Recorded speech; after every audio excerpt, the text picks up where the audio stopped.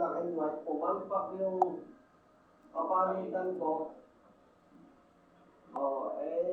Kailangan pa ba akong makipagmatigasan doon? Alam mo, nakatulong sa akin. Sinanay ako ng parents ko na matapat. Pagtanong ng general, diretso yung sagot ko. Walang hesitation.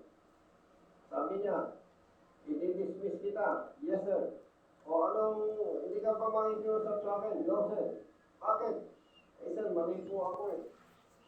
Okay, very good. Hindi na rin tayo pa-dismiss. Dapat, matuto tayong tumanggap ng mali. At doon tayo mas magiging magaling.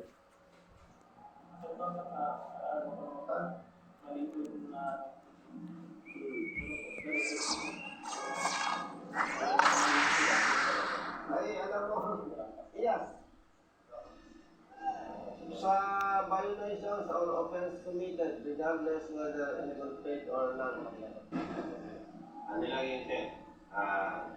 Ibigin. Diba? Pwede naman gusto na lang. Mag-cooperate ka na lang kasi kailangan natin baguhin ang perception ng publiko. Basta kanina, brother, ha?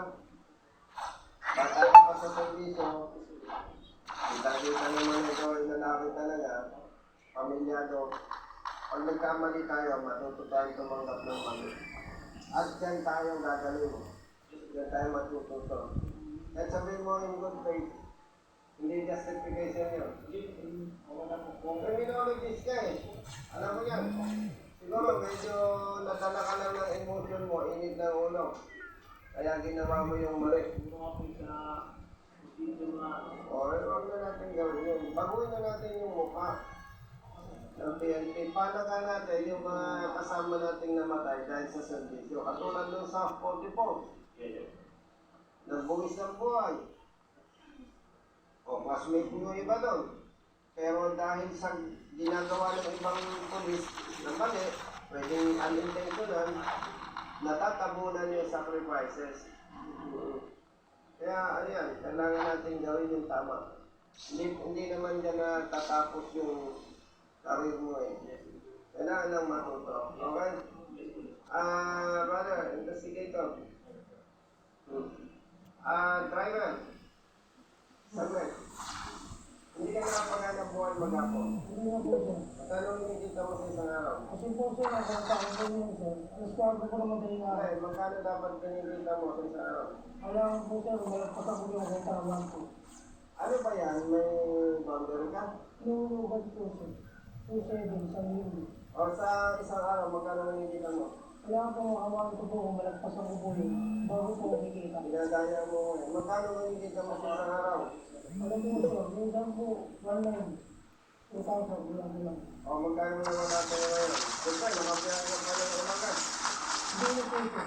Bakit? Ano ang tanong Kasi eh? nakakatakot po, baka mahuli po ako yun. Hindi, yung mula ano oras ka lumabas? Resort ko po. Alas 8. Magkano kinikita mo ng oras eh? Kaya po po, 20 ko po yun yung pera. Ang kinikita mo, 2,000. Opo, sir. Isang araw. Opo. Pati tayo. Ha? Nakakaya mo po. Huwag ka nang maya. Yan. Gusto lang gusto yung pera ko eh.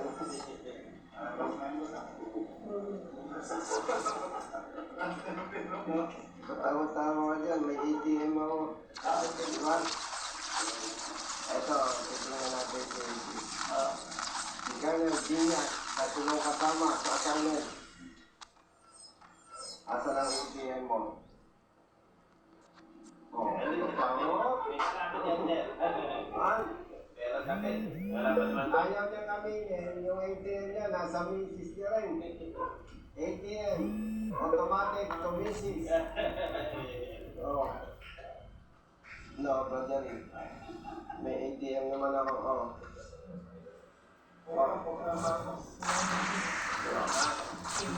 Parang yung kitang nawala sa'yo, kapalit.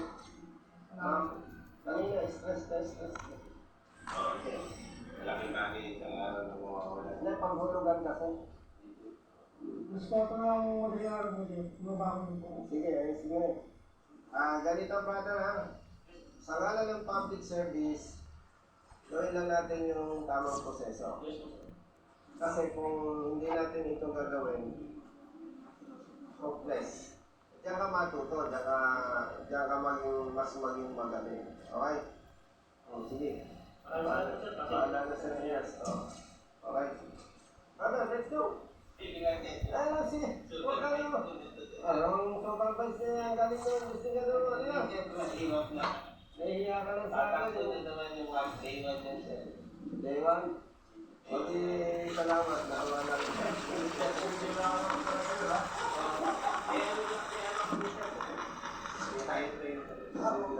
Magaling yung gusto niya doon. Ha? Wala nga. Sige. Para na rin ang patal. Para na rin sa dito. Pagod ako ng mga ako ng mga huli ko kapalpalan eh. Para dyan sa yan yung sa may ano. Pagalitan pa yung chip ng LTO. Doon sa may Basta tama. sa Manila. LTO dyan. Iba naga. Yung isa pa doon sa unahan. Kaya sasabihin ko sa'yo, sorry. Kasi Sermonan patuloy yung dapat uuwi ka lang. LTO dyan. Seminar to. Bakit ka pa naging hippie dyan? Bakit ka naging hippie dito? Wala ka lang sa batas eh. Ang drive hinuli, 10,000 pinakaltas. Ikaw ay kaltasan ko. Walang makanin pamilya mo. Po, ayan. Pinapanood ko yung mga huli ni Susita at pagtanggol eh. Tatag mo ng senador yan. Eh, bubuto ko yan eh. Ayan, tatakong senador. Ha? Ayan, tatakong senador. Senador. Galing yan sa NBC. Yan yung kanyang party list, yung mga riding. Ay, hindi pwede umalis. Tatak ng senador to eh.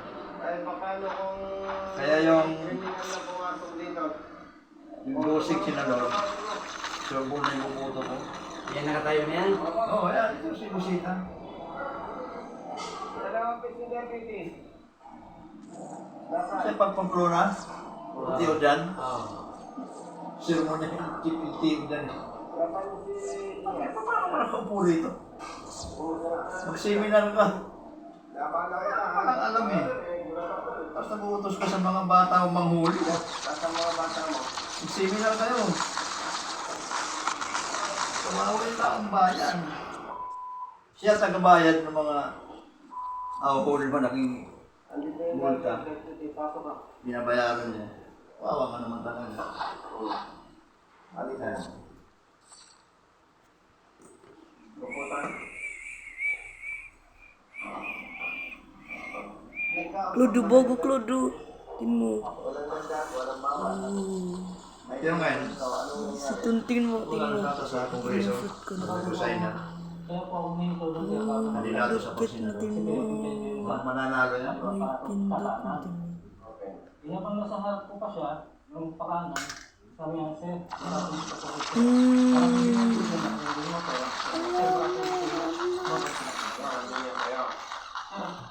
Para po abang team, sasakyan ko sa harap ko.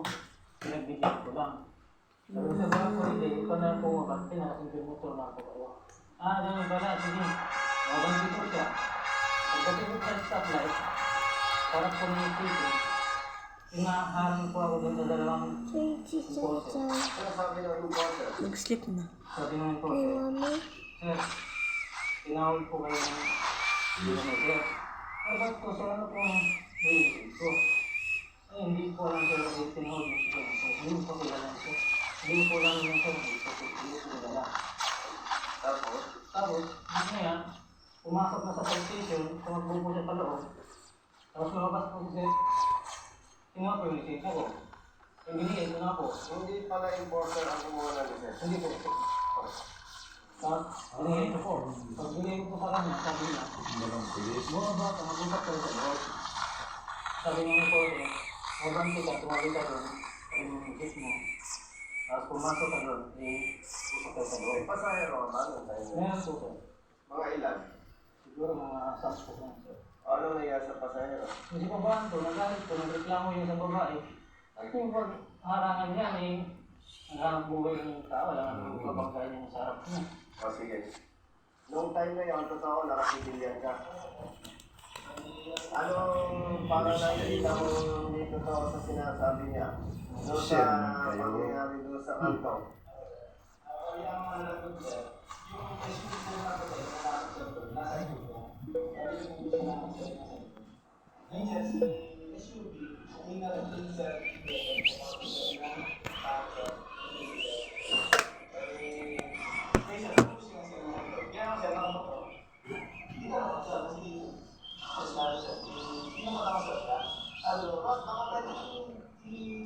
So, ibig mo sabihin, obstruction ka. Tapos, pumunta ka doon sa may checkpoint. In other words, nag-advance ka. Tama. Sino nakausap mo? Police o enforcer? Pati sa tinawag sa rin po siya. Okay. Ano yung instruction mo sa enforcer? Tinawag ko sa rin yung